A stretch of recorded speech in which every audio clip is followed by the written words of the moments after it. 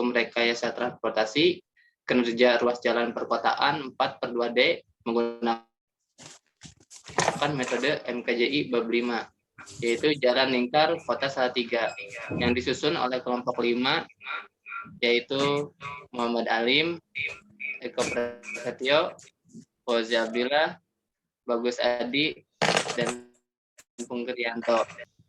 Baik, untuk mempersingkat waktu, langsung saja kita masuk dalam pembahasan yang akan disampaikan oleh Saudara Pungki. Silakan, Saudara Pungki. Terima kasih Mas Lucy. Untuk selanjutnya saya meneruskan metodologi, mulai dari metodologi. Yang pertama adalah persiapan, terus penyusunan penelitian, identifikasi masalah, pengamatan pendahuluan, masalah, dan lokasi analisa data. Terus next Mas Lucy. Mas Salim, lanjut Mas Salim.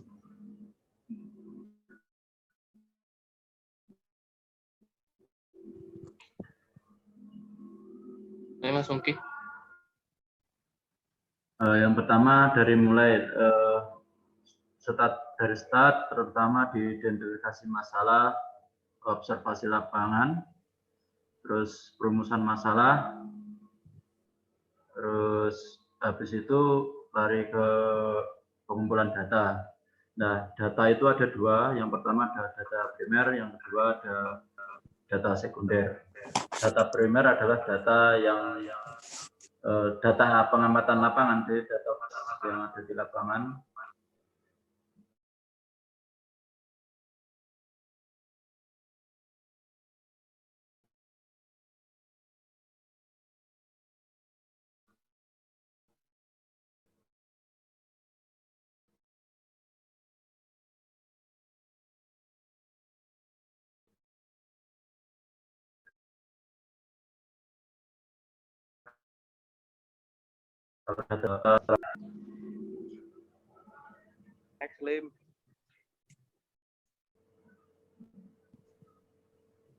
Berikut adalah peta lokasi di mana kita mengambil data arus lalu lintas yang ada di Jalan Lingkar Salatiga. Next.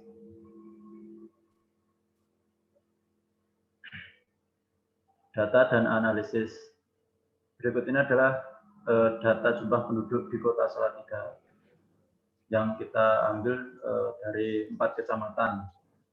Yang pertama dari Kecamatan Sidoarjo, Kecamatan Tingkir, Kecamatan Sidomukti, dan Kecamatan Argomulyo. Dengan total penduduk adalah 186.420 orang. Untuk selanjutnya, karakteristik jalan, kondisi geometrik akan disampaikan sama Mas Bagus Adi. Silakan Mas.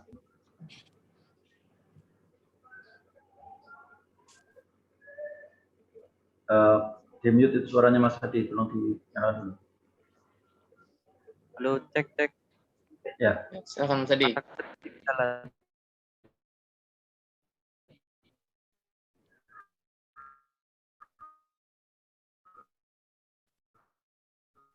Karakter 2 titik lebar jalan arah utara sampai selatan 7 meter, arah selatan sampai utara 7 meter. Lebar bahu arah utara sampai selatan 2,5 meter, arah selatan sampai utara 2,5 meter.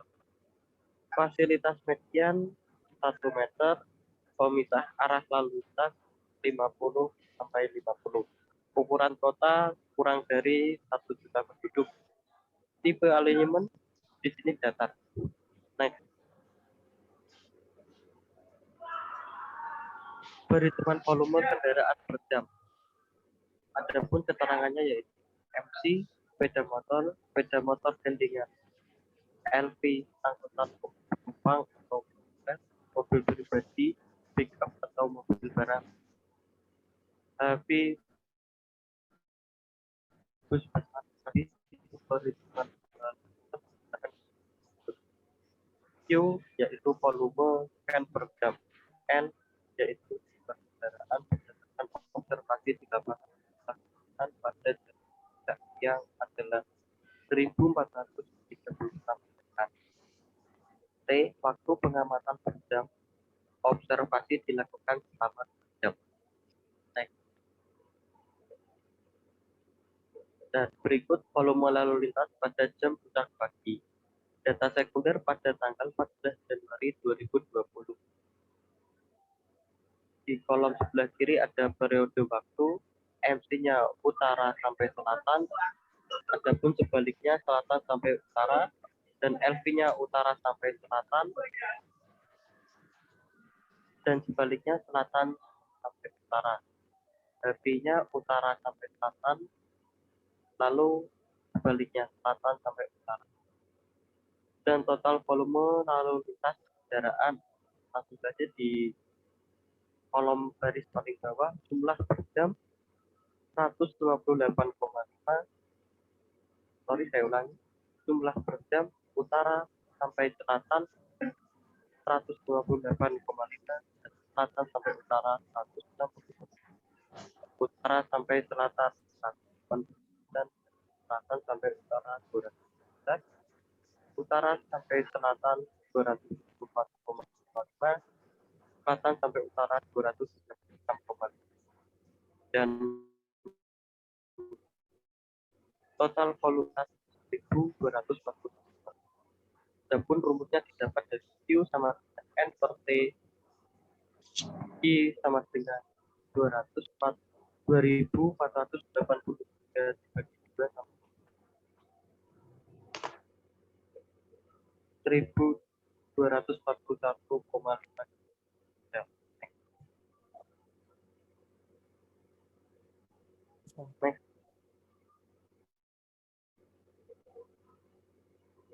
Next. Volume lalu lintas pada jam non puncak siang.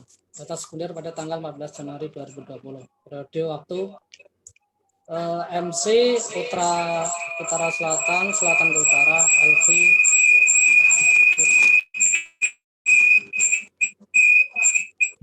Mic-nya jangan kedengaran.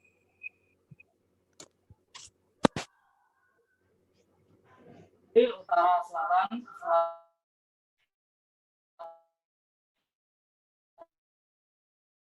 periode waktunya 11 sampai 11, total volume lalu lintas 204, dan 11, 15 sampai 10, total volume lalu lintas adalah 204. 30 sampai 11.45, total 210. 12 sampai 12 lebih 15, total 169.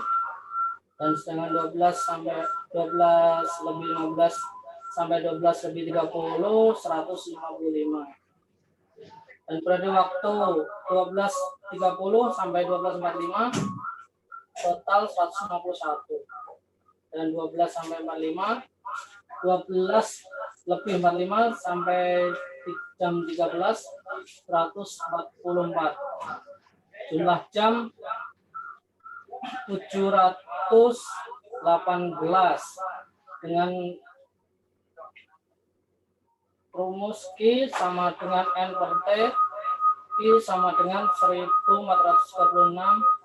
per 2, sama dengan 718. Volume lalu lintas pada jam puncak sore. Periode waktu MC utara selatan dan sebaliknya selatan utara, dan LV utara selatan selatan ke utara, dan HV utara selatan sampai selatan utara.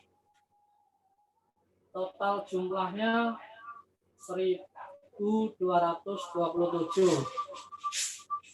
Dengan caranya I sama dengan N per T, I sama dengan 254 per 2, sama dengan 1227 kendaraan per jam. Ini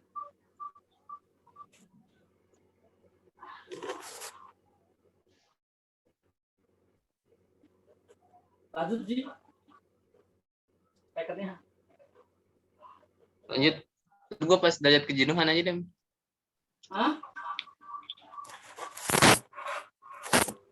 Gue pas derajat kejenuhan. Coba lanjut. Siapa mau lanjut? Nanti gue jelasin UCR.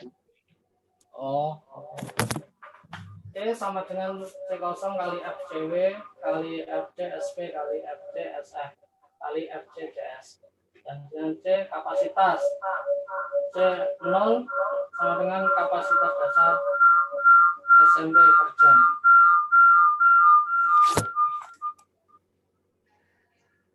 Berdasarkan tipe jalan lingkar Salatiga yaitu 4 lajur terbagi, maka nilai C0 adalah 1650 per lajur. 4 lajur 6600 sampai per jam.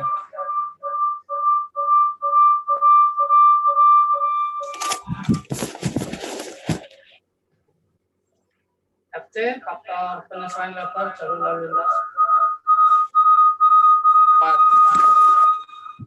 Wah, nggak bisa, Ji.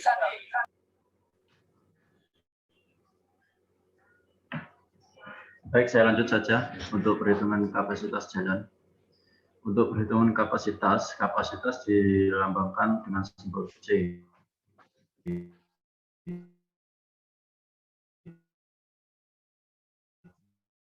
Dengan dikali FCCS. Dengan keterangan bahwasanya C0 artinya kapasitas dasar berdasarkan tipe jalan lingkar Salatiga yaitu 4 lajur terbagi, maka nilai C0-nya adalah 1650 per lajur. Jadi kalau 4 lajur totalnya 6600. Untuk FCW adalah faktor penyesuaian lebar lajur lalu lintas pada jalan lingkar Salatiga dengan tipe 4/2D yang memiliki lebar efektif 3,5 meter per lajurnya, maka nilai FCW-nya adalah 1. Terus untuk FCSP adalah faktor penyesuaian pemisah arah. Diambil data volume kendaraan maksimum pada salah satu jam puncak. Untuk Q jam puncak pagi hari sama dengan 971,02. Q jam puncak sore hari adalah 878,62. Jadi Q totalnya adalah 1849,64.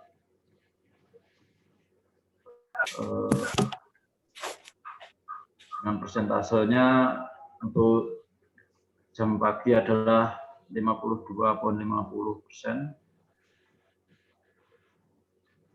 sama dengan 50%, sehingga SP-nya adalah 50-50%. Lanjut.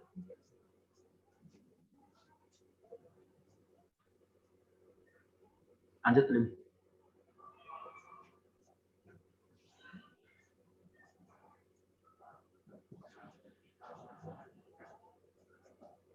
Slide rolas. Lanjut. Untuk tipe jalan 4 lajur 2 arah terbagi dengan SP 50%, 50%, FCSP-nya adalah 1. Berdasarkan perhitungan kapasitas ruas jalan lingkar Salatiga adalah sebesar 971,02 pada jam puncak pagi dan 878,62 pada jam puncak sore.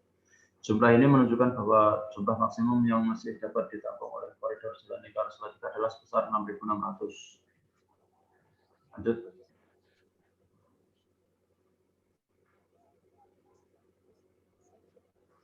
Lanjut sih.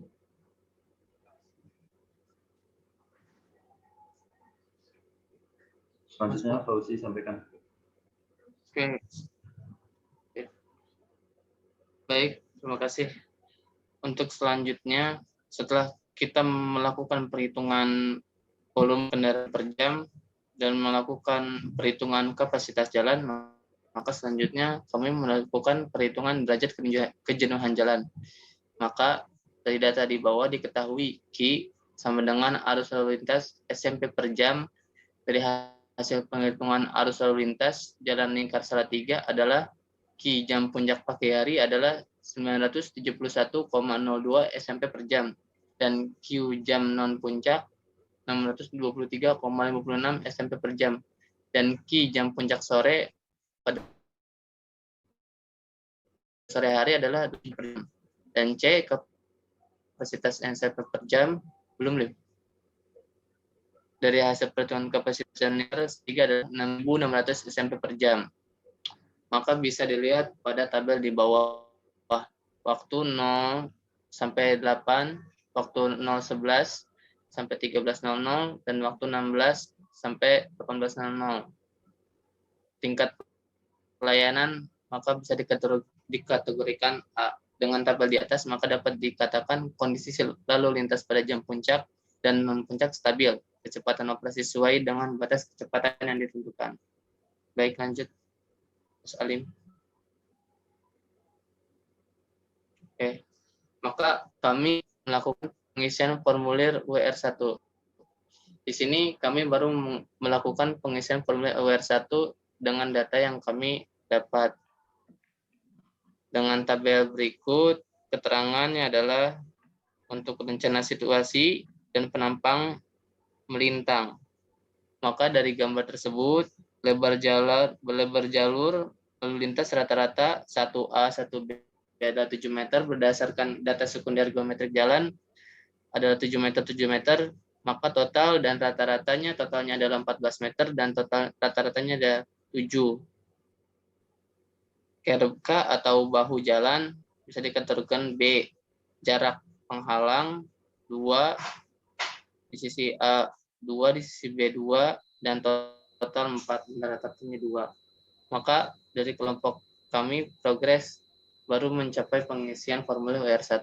Untuk seterusnya kami akan usahakan untuk mengisi formulir WR2 dan WR3, memperbaiki data dalam perhitungan analisis jalan.